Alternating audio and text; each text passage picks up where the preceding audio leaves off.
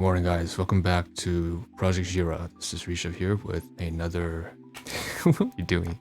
The introduction is so scuffed. Alright, let's continue on. This is probably like the 21st episode of the second season. Not the second season, of the second marathon. Okay. More bullshit aside in the household. I'll leave it to them. Now, stay focused. I just got up from resting for 3 hours or so and punching out 7 uploads, and we're gonna keep it running now. So this is the relief shelter as usual. For those of you who are, without family, without a home, you're all welcome here. Now, what we're gonna do in this particular video is cover research into VTubing software, and I know that's very niche. Honestly, it's not something that I would say we're gonna go too heavy into. It's more like for this week, that's the topic at hand. So let's continue.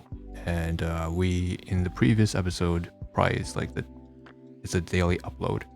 Roughly every single, I've got down a schedule now, right? So it's like every single day, Monday through to Saturday. The only day we don't upload is Monday through Sunday through Saturday, except for Fridays. So we don't upload on a Friday because we know mostly of the time people will be doing their own stuff outdoors. But aside from that, what we're gonna do, so podcast videos relating to that.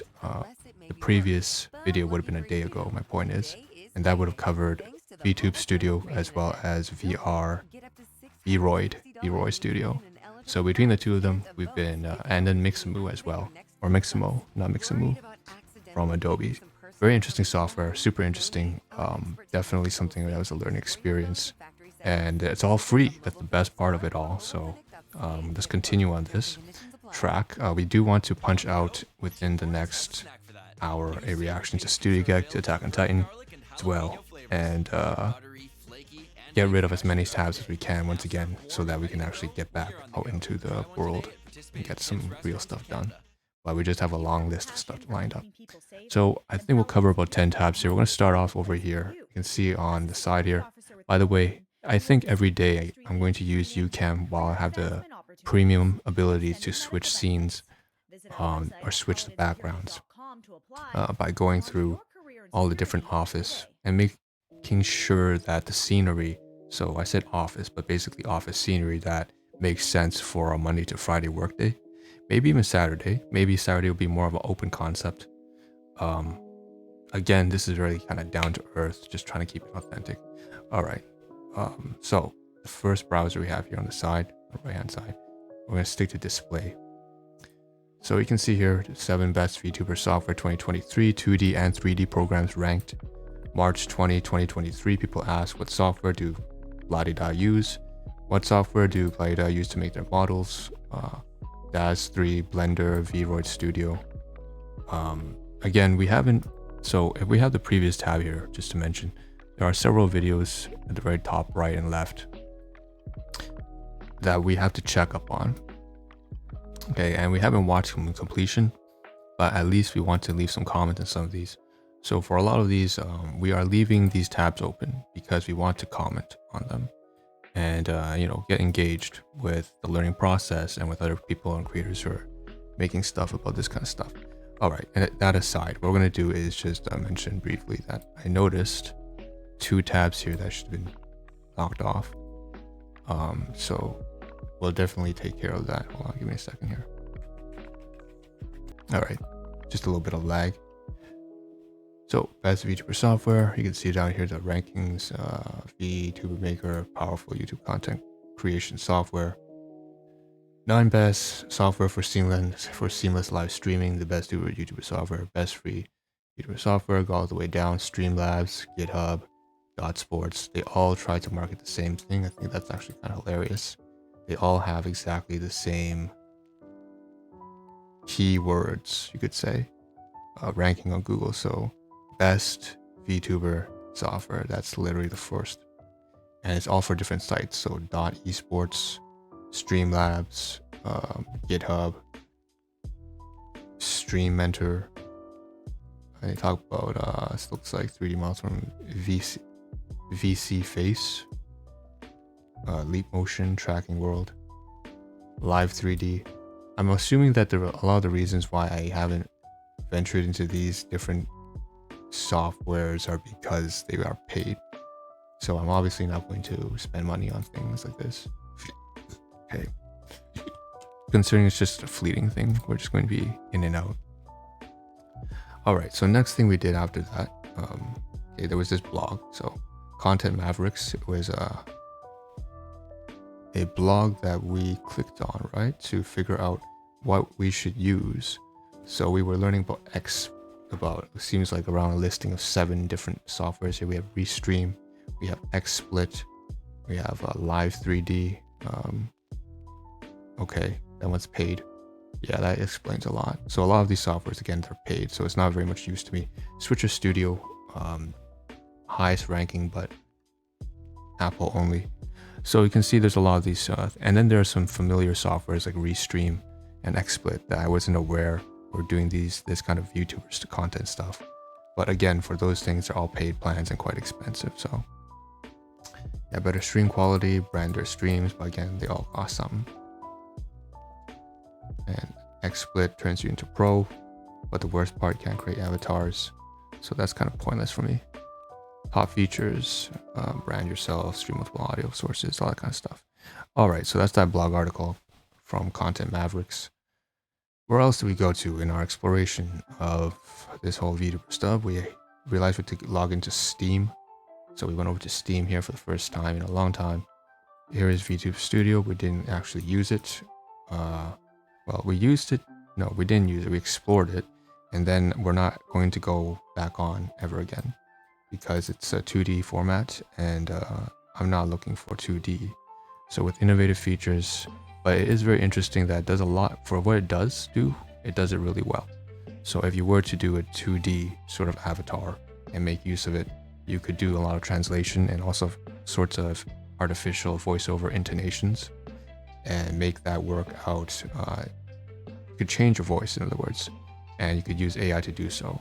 And then on top of that, there's a really good face tracking and the details. Apparently it's very high quality stuff. I'm not going to go through it. It's a little cringe, to be honest, looking at this kind of imagery that they're trying to. I get it, it's all marketing. That's their audience. That's their audience. So we're just gonna leave it at that. But that's it for Steam, man, and that's it for VTube Studio because it's kind of weirding me out right now. All right, VRoid Studio. I mean VRoid.com/en. So English/studio. This is where we downloaded from. 3D modeling for everyone. Steam, Windows, Mac OS. Go further down.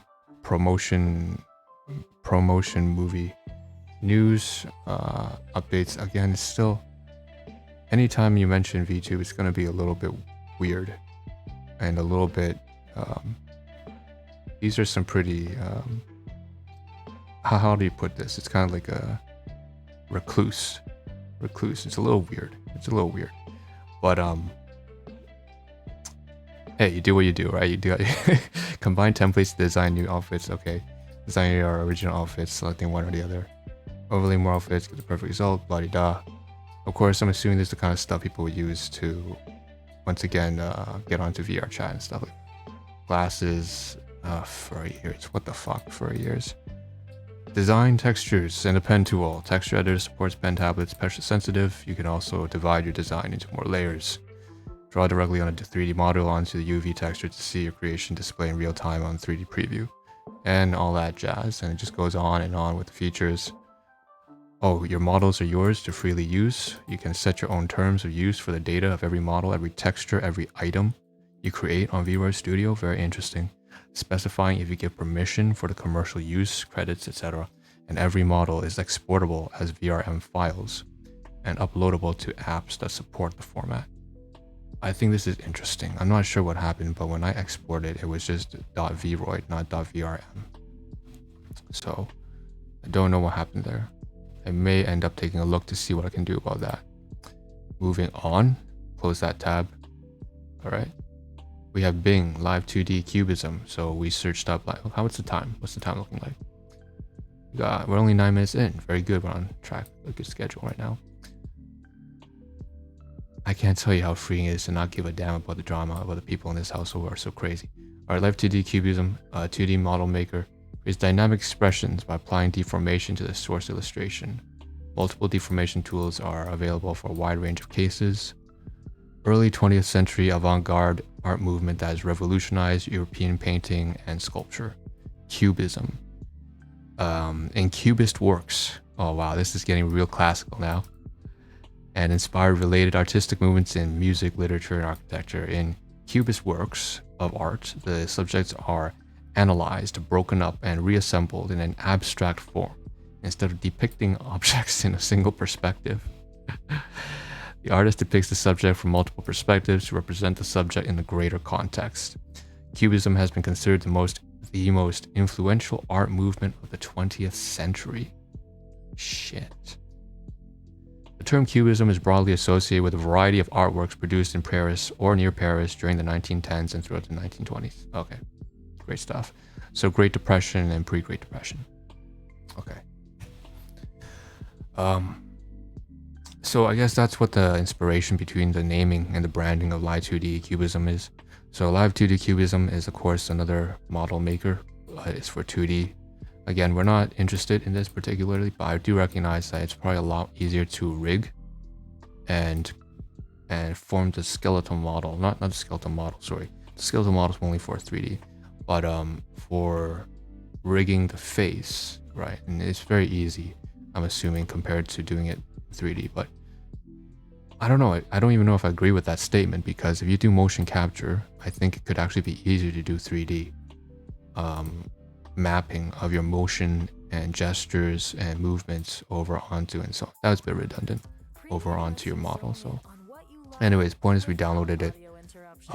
We did not install it because I noticed that Live2D Cubism, one of those articles mentioned that, oh, here we go.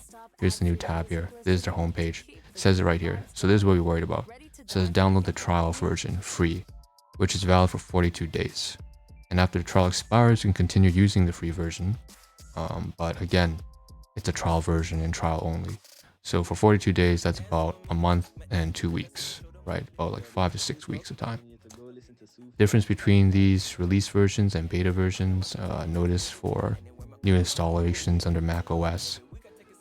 To customers who are considering updating their Mac OS, if you update the Mac OS to the latest version, be sure to first deactivate your Cubism editor license before updating the OS. Release of Mach 3 file verification tool earlier. Download earlier versions. That's very nice of them to have some legacy versions. Windows, OS, and here's the agreement. I consent to the software license agreement, and that was necessary for you to download it. Okay, anyways. Downloaded but not installed, just saved, because once again, I don't feel particularly compelled to use a 2D avatar. Okay, VRoid Studio, this is the download page, I believe. I think so. Oh no, I'm wrong, sorry. So this is for the beginners. No, is it? Oh, sorry, it's the landing page. I'm totally lost here. This is the landing page for the VRoid.com. You can see some of these avatars that we saw in the basic GUI graphic interface upon opening. So let's get started with VRoid Studio, getting started. So probably for beginners and the difference between beta and stable. There's the tutorial here, there's a YouTube channel. We might want to click on that and follow through. VRoid Studio on Steam, on Windows and Mac OS past versions. And Windows and Mac, of course. Year model 2015 and later. Intel Core i5 6th Gen, 8GB RAM, blah. These are the minimum specs, I'm assuming, to make it work. We can probably hop by their YouTube channel to see what happens there. Once again, anytime there's a video, we want to kind of keep the tab open so that we can basically commentate on some of it. Here's the project. VRoid project concept movie, your story.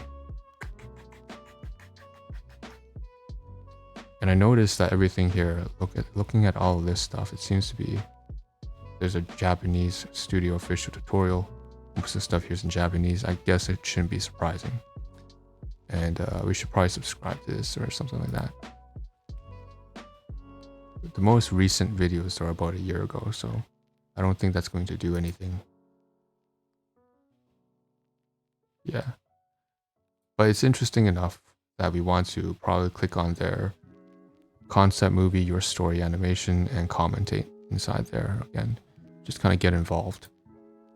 All right, next thing. So this is actually the So if you install and open VRoid Studio, what ends up happening is you are displayed with the opening interface.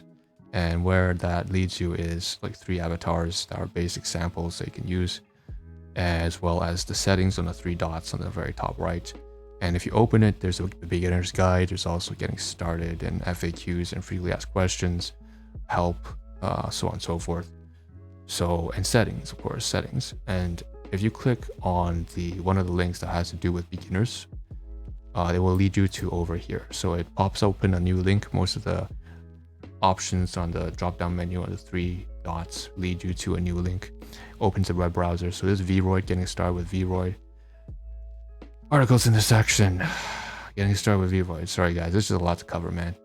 VRoid, and we didn't want to cover so many videos. I thought we would be done with the whole VTubing stuff in just 5 to 6 videos max. This is kind of where it's at. We want to really wrap this up. It's an app to create humanoid 3D avatars. We want to transition over to motion capture and rigging. So we want to start talking about Blender. Available on Windows and Mac. You don't need to have any background in 3D modeling or design, as this software is developed for beginners with no experience in this area. That's phenomenal. I could tell. You can use all characters you create for nearly anything for profit or non-profit purposes. I didn't know that. If you're looking for software to help you create an avatar for VTubing and participate in VR communities, this might be the app for you. That's definitely interesting, VR communities. In this article, we'll be explaining what you can do in VR Studio with the models you create. For further details on each feature, please check out the FAQ. All right, so I'm not going to go through this. This is going to be a very long article, and with many links. We may leave this open though, because it's a good guide. Okay, so let's take a look at the time. How are we doing so far? So it's 17 minutes in. I think this is a good place to leave off for this particular video. And I noticed there are some tabs here, but they're not at all related to, we could cover it.